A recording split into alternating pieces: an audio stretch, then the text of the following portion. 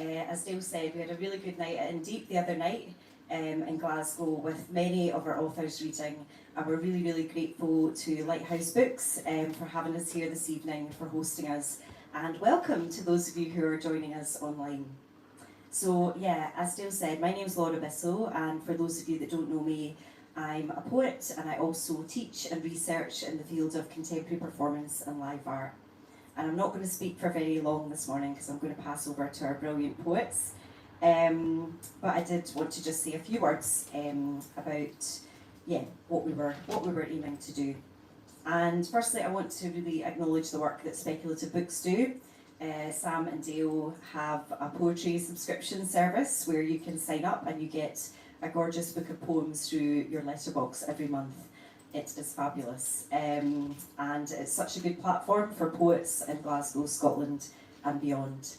Sam and Dale also run Poetry at In Deep, which is the regular poetry night in Glasgow, every Tuesday at 7 o'clock, open mic slots, and for those of you based in Edinburgh, it's definitely worth a little journey through to check it out. So Spec Books published my collection, An A to Z of Sites of Love and Loss, in February, and from the fee I got, I made a small donation to Medical Aid for Palestinians, but was kind of keen to do a bit more. So Sam and I were chatting and we thought about doing a call out for a collection for Palestinian Aid. So Dale and I did a call at the start of the summer. We got a really good response.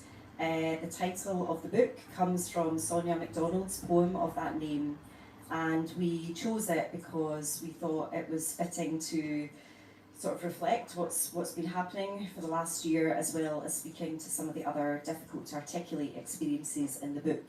And if you have a read of it, it's got motherhood, love, social anxiety, racism, many, many more themes.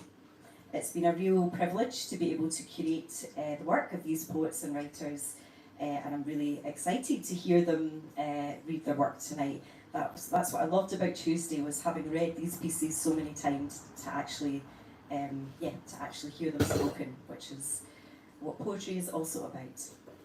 So I'm just going to do a little shout out to some of our authors who are based beyond Scotland.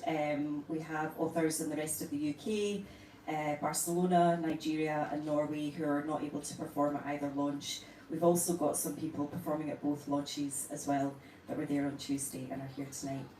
So people that are not able to perform at either launch are Laurie Drummond-Mundell, Ian Farnes, Phil Smith, Ayudaisy E. Abdul Hafiz, Matt Abbott, Lucy Silver, Sonia MacDonald and Laura Free. So I'm really, really grateful to everybody that submitted their creative work to the book, and to Speculative Books for the opportunity to work together on it. So as well as buying the book to raise as much money as possible, I would also encourage people to be reading the work of Palestinian poets. That's something I've been doing. So as a poet and arts educator, I'm constantly asking, what can art actually do in the face of injustice, conflict and crisis? And I think that art can provide spaces to ask questions and to sit with difficulty, anger and grief. I believe it can create community, offer solidarity and provide a sense of hope. Olivia Lane is an activist turned journalist and author, and I've been reading her book, Funny Weather, Art in an Emergency. And what she says, which I agree with, is that art doesn't have a duty to be beautiful or uplifting, but it's concerned with resistance and repair. So she says, what art does is provide material with which to think, new registers, new spaces. So I'm going to read a little excerpt from the book. If you were there on Tuesday, you've heard this. We're so often told that art can't really change anything, but I think it can. It shapes our ethical landscapes. It opens us to the interior lives of others. It's a training ground for possibility. It makes plain inequalities and it offers other ways of living. Don't you want it to be impregnate with all that light? And what will happen if you are? So I am going to hand over to our first poet, and first up we're going to have Aileen Angstrom. Welcome, Aileen.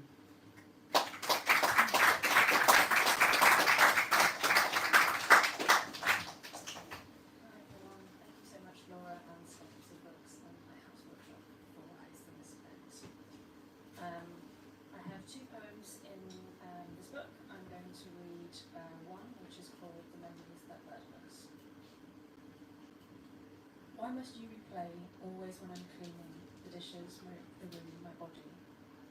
You colonised my joy back then, but now and again you like to reassert your grip on now and then. I delay the despair with the 867th listen of love and hate to the top 0.1% again. Oh no, look, there's another episode. Just keep tapping play, keep talking. What's next? There's no space for your interruption or for me to reflect on how I'm feeling. When they ask me, how was last week, last year, or do I remember that time when? All I can see is their face expecting a quick recall, but I have nothing. No happy, no sad, no excited, no raging, because you've taken me more. Sometimes the fog is just as loud as the clarity, the unremembered in abundance masquerading as cerebral protection, but our bodies still know. The unexplainable tears, the uncontrollable anger. Maybe I should be grateful for your hedonism, because your life is a carry that can trauma in 4K.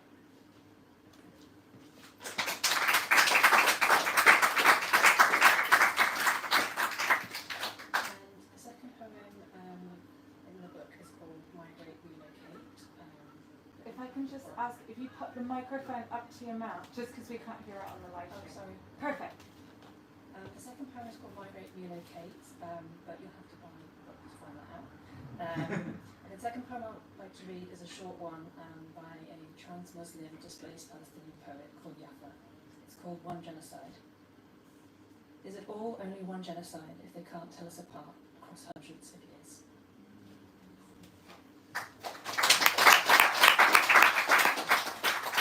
Next up we have Thomas Wool.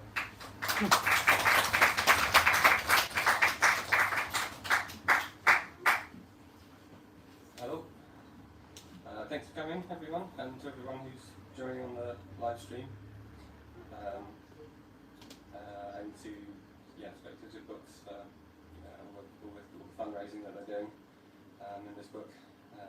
I'm very grateful and honoured to be involved in it. So thanks so much. My story is called The Trick.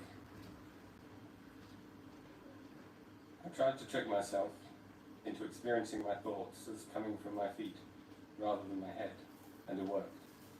This was initially a novel experience, one I delighted in as my own discovery.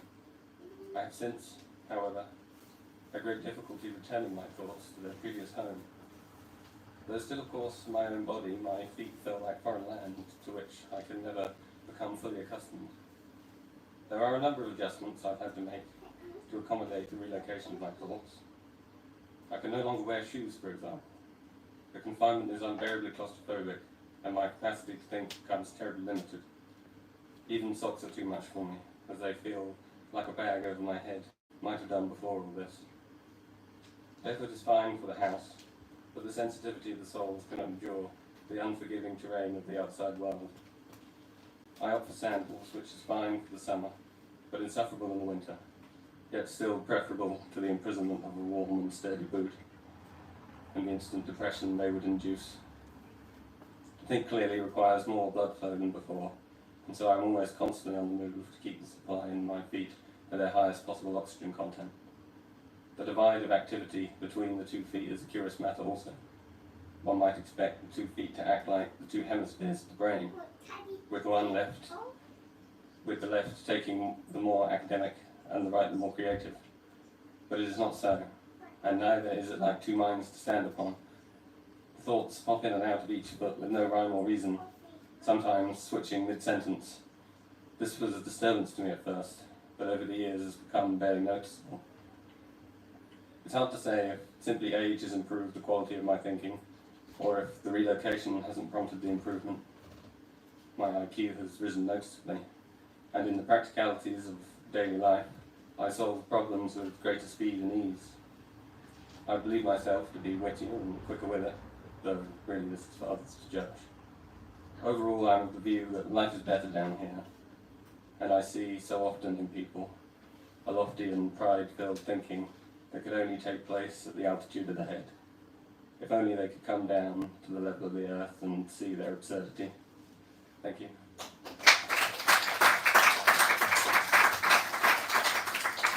Keep that applause going for Beth McDonald.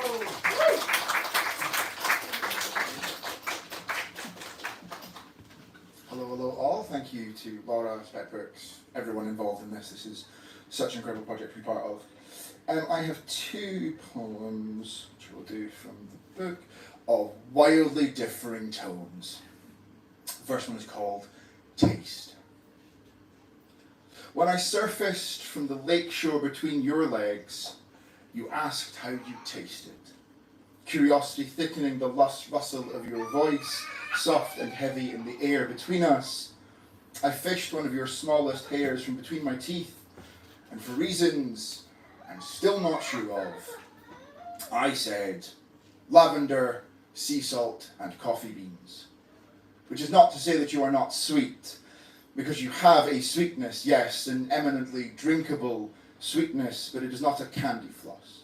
Not too sugar sweet, it is sweetness garlanded in petrichor, rooted with the fragrancy of herbs, the particular bittersweetness only found in coffee and really good pussy. And you laughed, shotgun loud in a room previously filled by caught breaths and gasps voiced into the back of your hand, and it was a good laugh. A laugh from the unguarded core of you, a perfect sound to have as we fell into a sleep framed with the peculiar Jenga of limbs, post-orgasmic and contented. Thank you.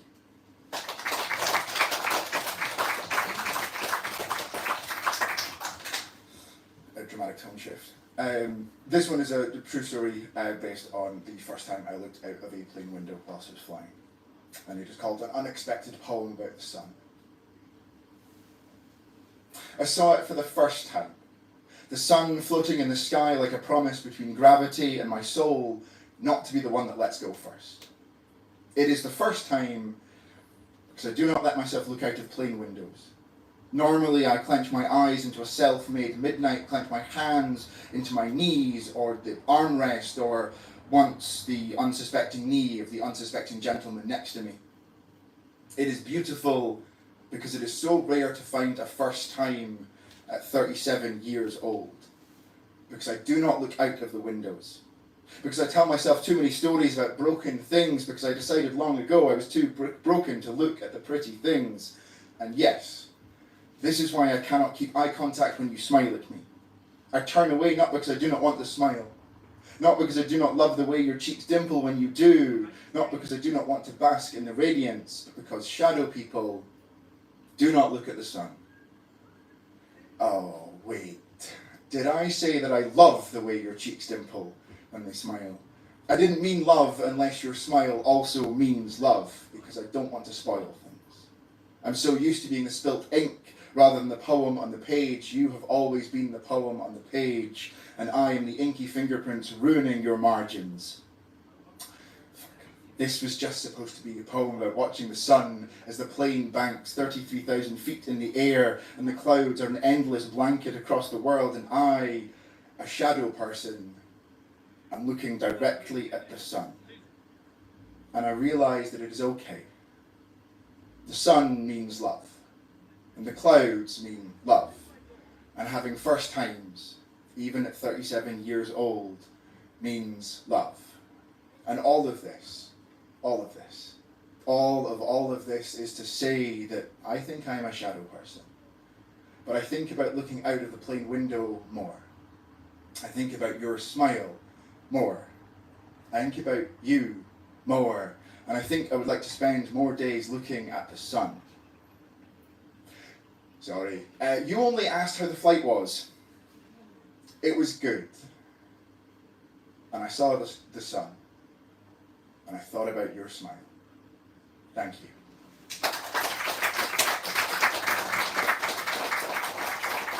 Let's have Daniel Poland away. Like for Spec Books and Laura, just for full night and Sunday. It's gorgeous night and lovely turnout as well to have here for everyone. On Tuesday in Glasgow, I sort of described the idea that came to me to write this poem. I thought tonight I'd say about how bloody difficult it was to write it. Some poems come to you in a fervent intoxication in a night, and they they're done, and you're happy. This is not one of those poems. This came to me week after week, every month, as another syllable added on. And there's a really good quote by Leonard Cohen that if I knew where the good songs came from, I'd go there more often. So this is my song for the birds. This is one for sorrow, two for joy. You brought me those gifts that glistened between your teeth, with multitude arrangements, circumstantial carbon wreaths. How they shone like your lips, another clear-coated decoy. We were counted by a priest, one for sorrow, two for joy. Dark winged strangled groans, you note those lovers in the street, how their streaks of blue positions an affair complete. You wept for them that night, their nest far from destroyed. I think of us, I think of them, one for sorrow, two for joy. You opened for me like a mussel to the steam, how fragrantly you balanced the acidity with cream. Your silver liners count 5 for mine you wish to borrow. You can have them anytime. 2 for joy, 1 for sorrow. Viciously I married your beauty and savaged your uniform. In addition to sin, pin me to you like that old cruciform. Gratuitous atonement, I kneel for you like an altar boy. My pecking, counting worship, 1 for sorrow, 2 for joy.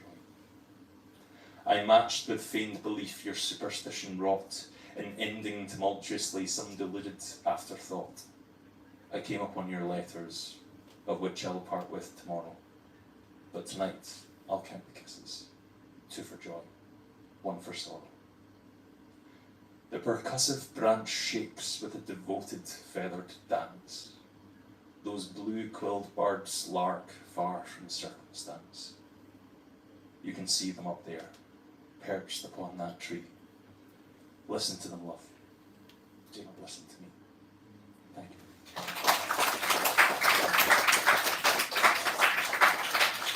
Next up, we have Julie Lang.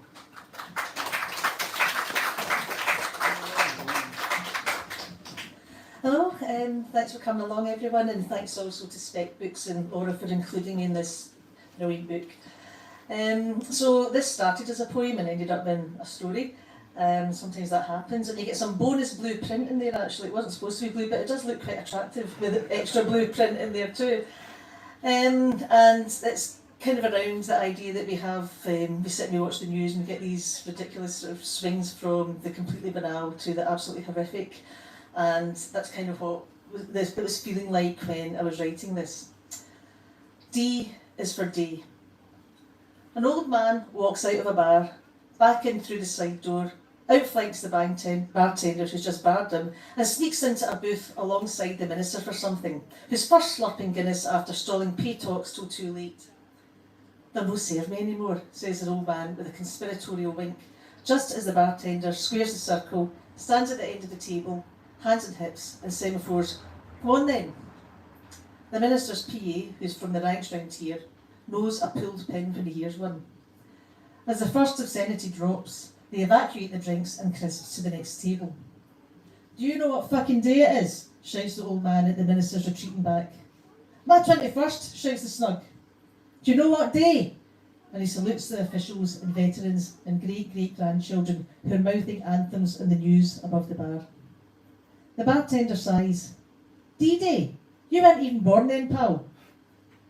A couple of artists who've just entered from the show next door hang around by the exit like question marks as he takes a step closer towards a resolution.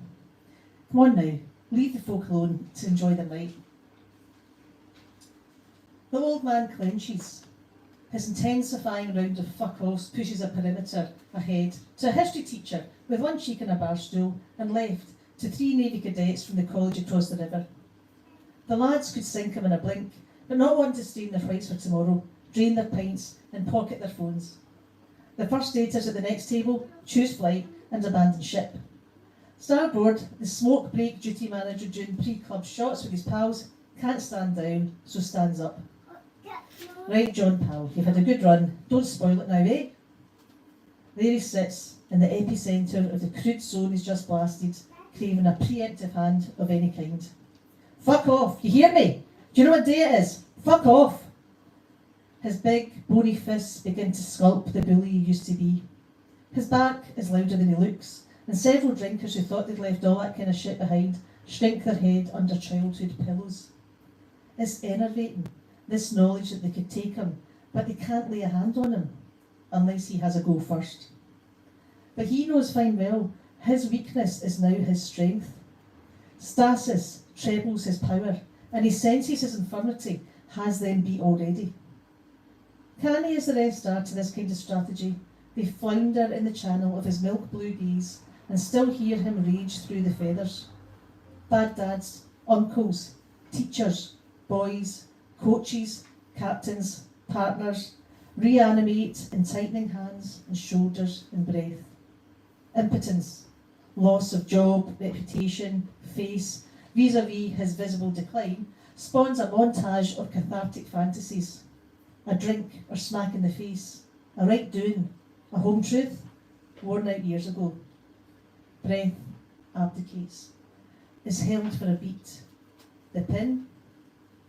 In other news, sweat is seeping through our Prime Minister's makeup under the studio lights, while he curls PR chaos into a series of smiles.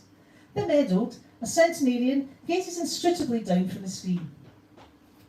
John rises from his seat like a smoke ring, picks up his plastic bag of books and makes his way fuck often out the door, into the June evening, and somehow boards the taxi the bar called to get him home. The pin drops. Chairs are reset and last orders placed with sighs and shakes. The teacher shifts his weight onto the other cheek. Everyone's kind of embarrassed, not sure what they've done wrong. They're glad to have something to watch, mute for a bit as the spectacle rolls past on the big screen. 3 more manifestos and a spaceship constructed from tarpaulin, plastic bags, gaffer tape and imagination by an artist and collective hands on deck are launched. GI opens. Small boats are picking up archive evacuees from the shores. Children are reading for National Empathy Day. Swifties displace the temporarily homeless, and small boats are picking up people and bodies from the sea. Monochrome Churchill ignites a cigar for posterity. Small limbs are poking through airstrike rubble and bags. Under the fly past, crowds marvel. The joint leader's statement on Gaza. In drinking up time, the Minister and PA discreetly discuss if tomorrow they should maybe apply pressure on employers to offer 0.25% more, just to reboot the negotiations. The history teacher and the artist get chatting. It turns out they went to the same school, but at different times. One knows the other's sister, but never got with her, and so they head off together to the opening night party, joining dots. Suddenly, the youngest of the cadets misses his mum more than anyone ever told him was possible. He tells his pals to go ahead, he'll catch up, and hangs back to hear her voice. The bar crew clean and close. They're too tired to go on anywhere. But there's still light in the sky when they lock up, and unspent adrenaline, so they do. Back home, the battle taps out in fingers and toes. Everyone watches again in rapid eye movements. They process it all in posts and rants and morning pages. His trembling hands, frayed voice and clothes, the books in his bag, the care taken around him. Later on, more than one Googles and learns that the D stands for day. Day. That doesn't sound right, sort of anticlimactic. As if every day is D-Day. The penny drops. Someone should have told him it was Thursday. Thank you.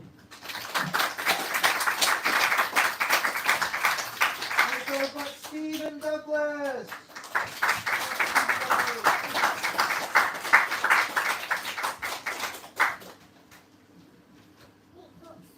Excellent. Right. A bit of a preamble, and I'll read my poem. So, yeah, I'll start with once upon a time, a Northern Irishman delivering a political speech to a room full of mass people had very different connotations. Look how far we've come. I'd like to begin with a few thank yous. So to Laura for selecting my poem, thank you very much. The Spec Books for publishing this beautiful collection, and the Lighthouse Books for hosting this event. Last but not least, my mates who are in the room, thanks very much for coming, I'm very grateful. Now, I hadn't previously lived in Edinburgh for 7 years. It does mean a great deal to me to have my poetry published in Scotland, which is a place that is a big part of my personal identity. I'm really grateful to be here. And I've thought at length about the connections between the Moss Farm Road Stone Circle on the Isle of Arran and the destruction in Palestine. And sadly, the image that comes to light is those buried beneath rubble. Bronze Age burial cairns, like the one found in the Moss Farm Road, were built as monuments for those once deemed important. And now Gaza itself is a cairn to tens of thousands of people who are no less important. And I'd like to dedicate this poem to them.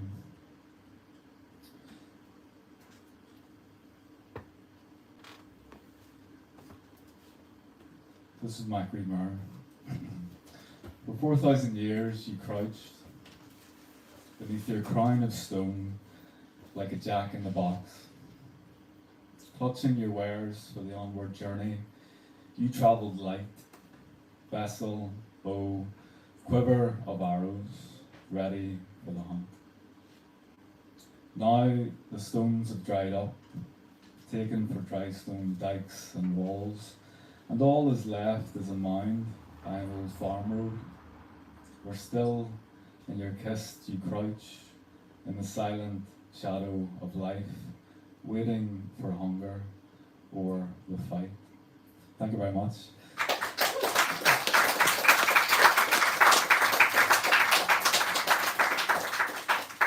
And next up we have Ailey Cameron.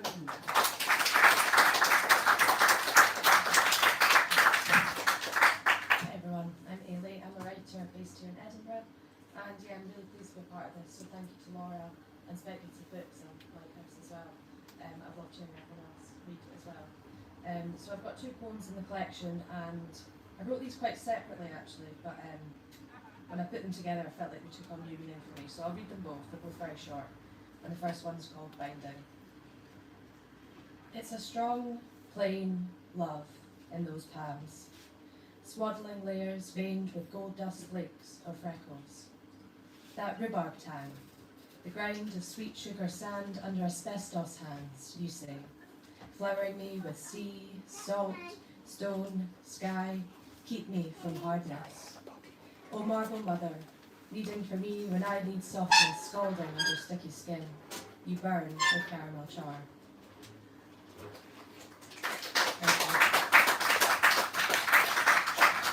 And then the second one is called Sunday.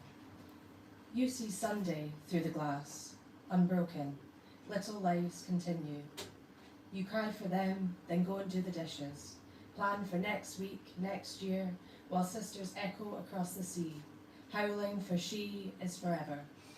Born from a quiet bridge, not left barren of prayer, a baby wakes, no mother. Thank you.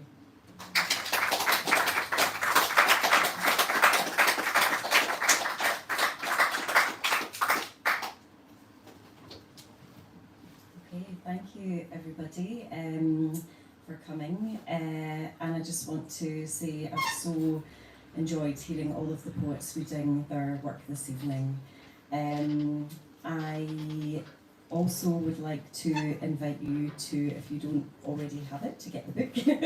And we are in the most amazing bookshop, so we have a little bit of time for you to wander around, to chat, maybe come and say hello to the poets.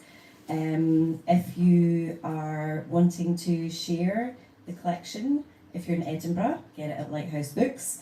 If you are buying it online, I would encourage you to get it from Speculative Books website, and it means the most amount of donation goes to the organisations that we're fundraising for. So yeah, I just want to say a big thank you again to Sam and Dale for doing the book, to Speculative Books, and to everyone at Lighthouse Books, and to all of you for coming. So join me in thanking our poets and writers once again. Thank you.